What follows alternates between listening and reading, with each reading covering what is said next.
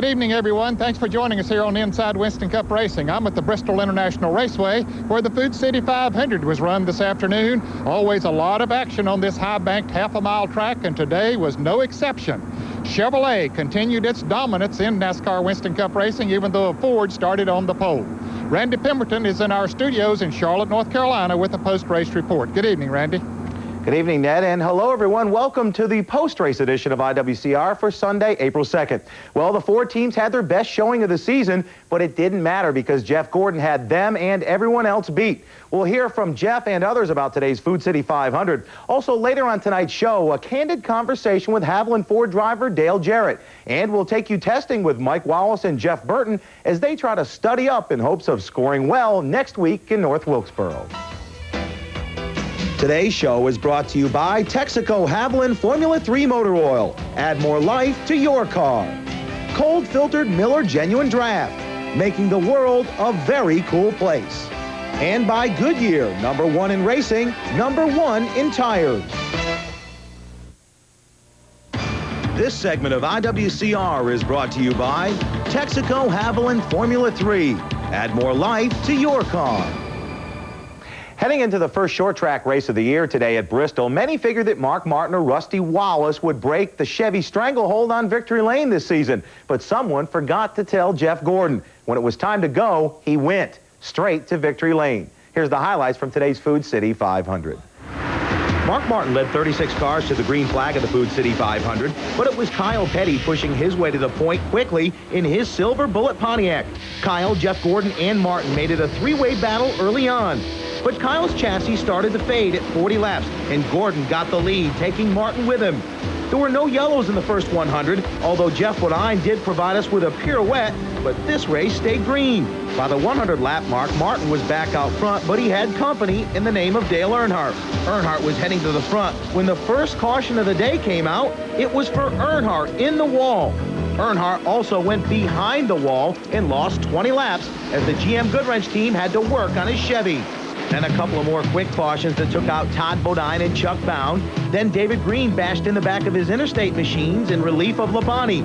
Then Dave Marcus crashed on the front stretch at lap 215.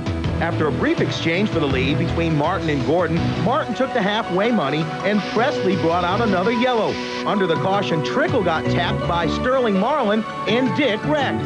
Rusty Wallace took the lead off of pit road, but ran less than a lap before Jeff Burton tagged Kyle Petty, putting him out of contention. Brett Bodine also wrecked. Rusty Wallace was able to hold off Martin for the next 60 laps. That's when this multi-car wreck brought out the 7th yellow. Behind this Musgrave and Andretti crash, Ricky Craven launched over Morgan Shepherd and landed on top of Kenny Schrader's car for the longest broad jump of the season. After going green, Earnhardt temporarily got one of his 20 lost laps back. That allowed Martin and Gordon to get around Rusty. And with less than 100 to go, Gordon went to the front, past Martin, and Jeff from there on in continued to turn up the wick and pull away. In the closing laps, Martin lost a tire, second place, and 2 laps in the pits. And Gordon crossed the line without a challenger to pick up his first ever short track win, his 3rd of the year, and 6th straight for Chevy in 1995. Rusty Wallace and Darrell Waltrip were 2nd and 3rd. Bobby Hamilton had his best finish ever in a Pontiac in 4th.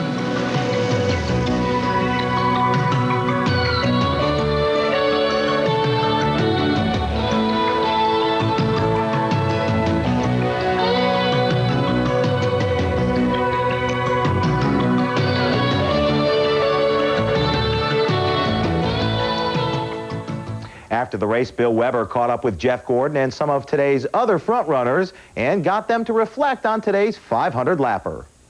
This is your first true short track win. Does this mean something extra special to you?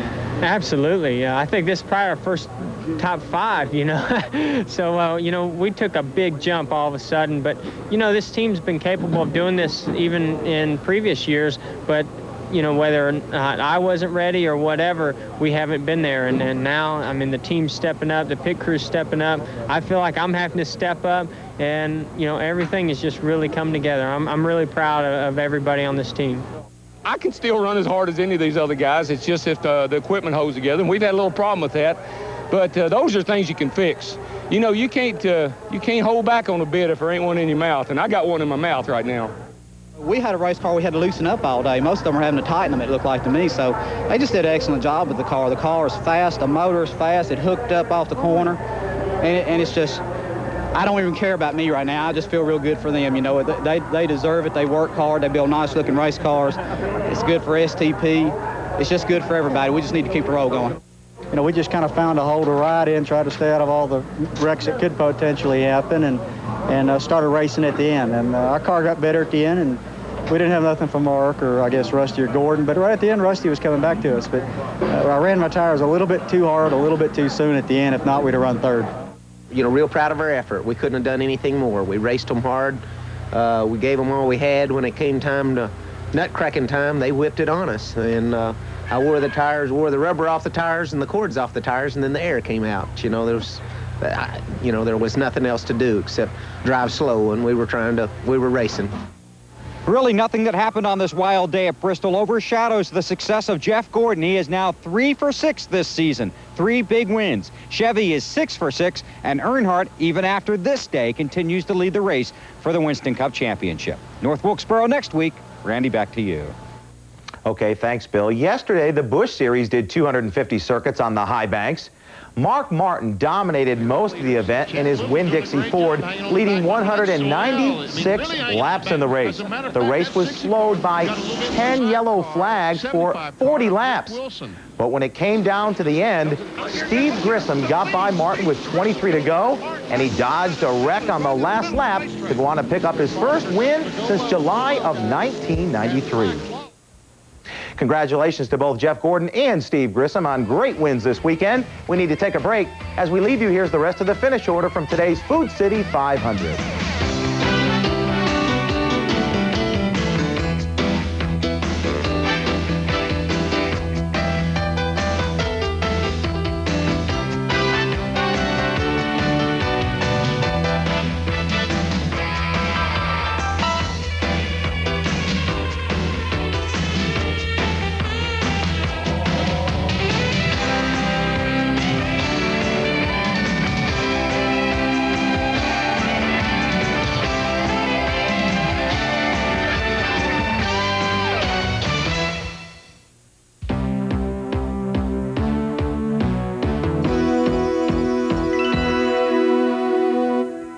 We're at the Robert Yates Racing Shops in Charlotte, North Carolina, headquarters for the Haviland Fords, which are driven by Dale Jarrett this year in the NASCAR Winston Cup Series. This team has had to make a lot of adjustments over the years, first with the loss of Davey Allison and then Ernie Irvin getting injured last August in Michigan. Dale Jarrett, as we mentioned, is now the driver, and it's another adjustment period for the team. They getting used to him and him getting used to them. Bill Weber files this story on this racing team about the adjustment. Yeah, at times it sure is like that because that's why you stay around this sport. I think why I do, because I enjoy it, because it is a lot of fun. But I guess certain situations get a little bit tougher and some of that fun goes away. It is a business and a serious business, certainly, but when things aren't going well, it becomes an awfully tough business to be around.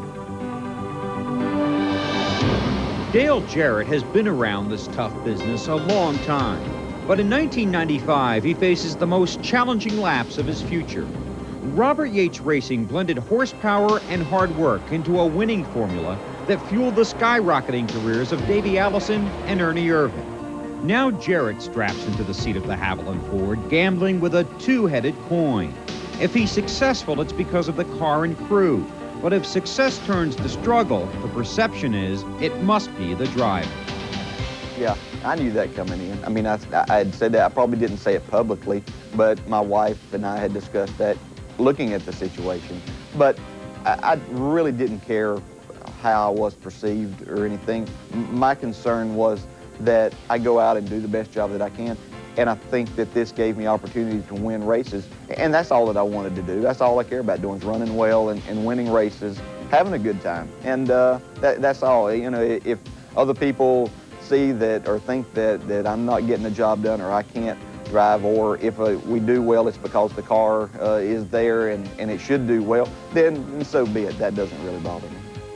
It's just like the day I came to this race team, you know, it was a challenge that I thought I was ready to do, and you know, obviously Dale figures he was ready to do it, and you know, thought that he was up to it. So, you know, that's just part of it. And you know, you gotta set your goals pretty high. And Jarrett's 3 top 5s in the first 5 races are a solid foundation to start the season, a season in which no Ford has threatened victory lane.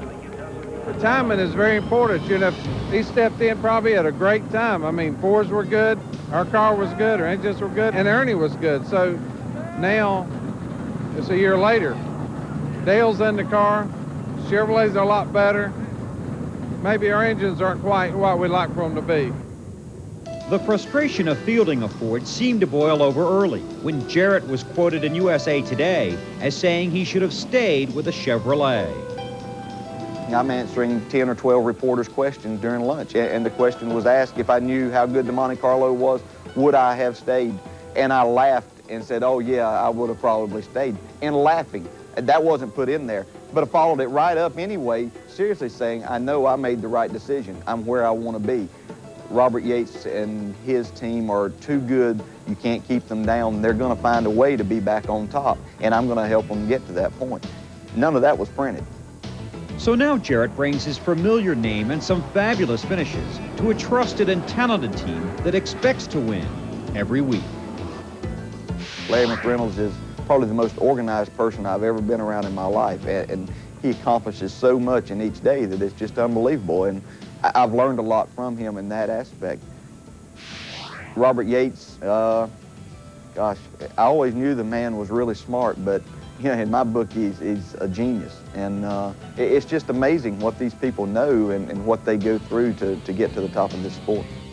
It's easy to understand why Jarrett jumped at the chance to join this team, even if only for a year, a move that could lead to Dale forming his own team. But there has been speculation that sharing the spotlight while Ernie continues his remarkable recovery could create problems. 1 car, 2 drivers. Yeah, Ernie's like another crew chief there that has won races. So, you know, I know that he's there, and I'm sure that there are a lot of times that he's saying that, you know, I could be doing a little bit better in there. And maybe he could, but all I know is that Dale Jarrett's sitting there doing the very best that he can each time that we go out.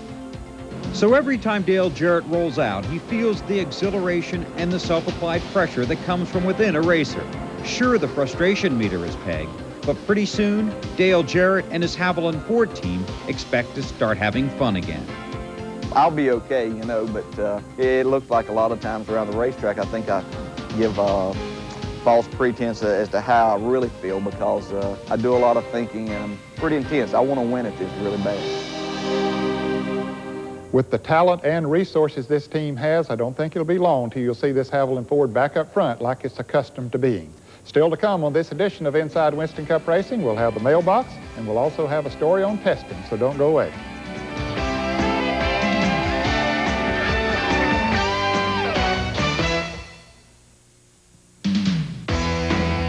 The IWCR mailbox is brought to you by Miller Genuine Draft. Our question is from Arthur Shannon from Barry, Vermont. Does a lightweight driver have any advantage over a heavier driver, and does the driver's weight affect the setup? Thanks for writing in. It's a good question. I'm Bill Engel, the crew chief for the number 10 Tide Ford. That's kind of a hard one to answer. The only thing I would say as a crew chief, through many years of experience, a lighter car is usually the car that wins the race. All the cars have to weigh 3,400 pounds as we go through tech for the race, but a driver that weighs somewhat 50, 75 pounds lighter than another, I would say their car has a little better advantage as far as the use of tires. The lighter the weight, the less use of the tire you have, so your tires would last longer. If you have any race questions, write to us at Inside Winston Cup Racing, Box 240417, Charlotte, North Carolina, 28224. If we use your question on the air, you'll receive this embroidered Miller Genuine Draft jacket. Qualifying becomes more and more important at NASCAR Winston Cup events, especially when you go to the short tracks when there are not as many cars in the field, not as many positions there to be taken. As a result, many of the teams do a lot of testing to prepare themselves, and we'll cover some of that testing when we come back. And as we leave you for this break, here's a look at what's coming up next week, right here on IWCR. Next week, the Winston Cup circuit rolls into North Wilkesboro. 1 year ago, Terry Labonte made his return to Victory Lane. We'll have the pre-race report from the First Union 400. And we'll talk to the Fillmore racing team about the rough road to being a success in the Winston Cup Series. Derek Cope is off to a fast start this season. He's 4th in points with 3 top 5 finishes. Just part of a bright new look and a promising new outlook for Bobby Allison Motorsports. Hi, I'm Bobby Allison with the Straight Arrow Ford, and I want to wish Inside Winston Cup Racing and all the fans out there a good day and happy 10th anniversary.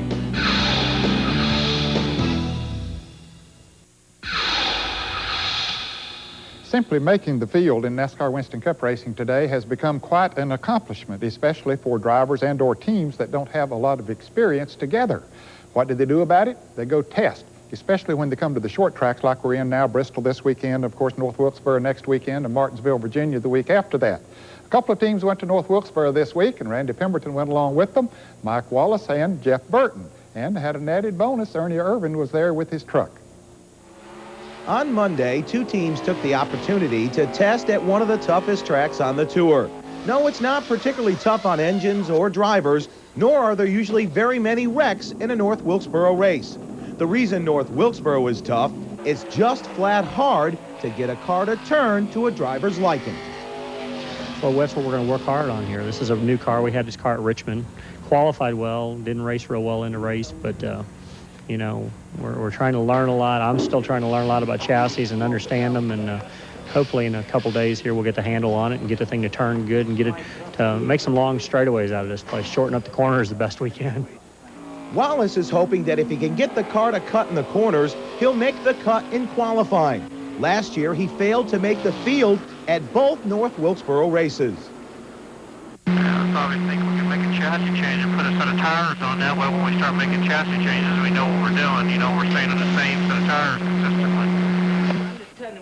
1994 Winston Cup Rookie of the Year Jeff Burton brought 2 Robestas Fords for his test, and like Mike, he's trying to get through the turns a little better, but he has a handicap. What we've fought against all year long is that last year we had the Hoosiers and now we've switched over, and then we also switched over the weight. I haven't gotten the car to turn yet. I've not adjusted well to the Goodyear tires. And I really don't know that a lot of people that ran Hoosiers last year have adjusted very well. And we're here to try to get the car to turn better through the center. If we can get it turned better through the center, we'll be a lot better. A test session at any track is at times tedious work. Turning wrenches, changing springs, changing tires, adding spoiler, changing gears, looking at plugs, along with 100 other adjustments, all in hopes of picking up just a little time on the track. 1977. Perhaps the biggest time saver in testing is the computer. It's not legal in competition, but it seems to be a necessity at a test.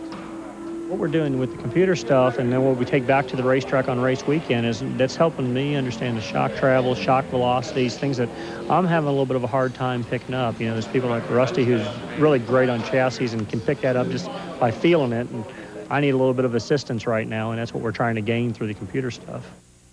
Depending on the program, some computers receive data from some 30 different sensors that can be placed around the car.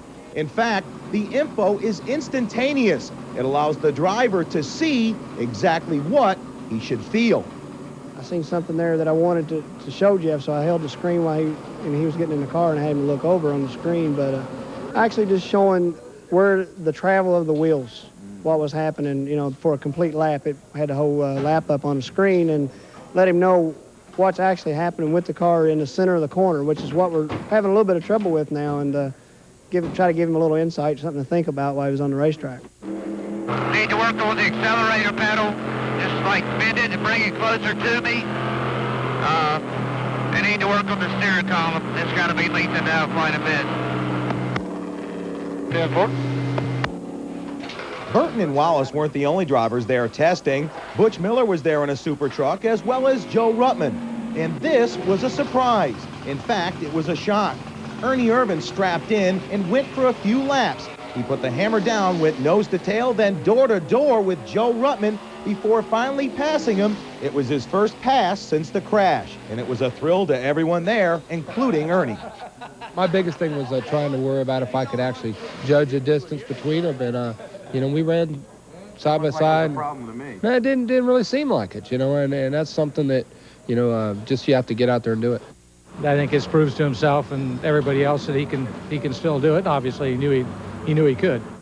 So for Ernie Irvin, he passed his test with flying colors. For Mike Wallace and Jeff Burton, they won't receive their grades until the April 9th First Union 400. Well, time will tell how much benefit the driver and the teams got from testing at North Wilkesboro. Well, our time's up for today. Hope you enjoyed the show, and our thanks to Robert Yates and all the folks for allowing us to come in here. You join us again here on TNN for more on Inside Winston Cup Racing. Today's show has been brought to you by Texaco Haviland Formula 3 Motor Oil.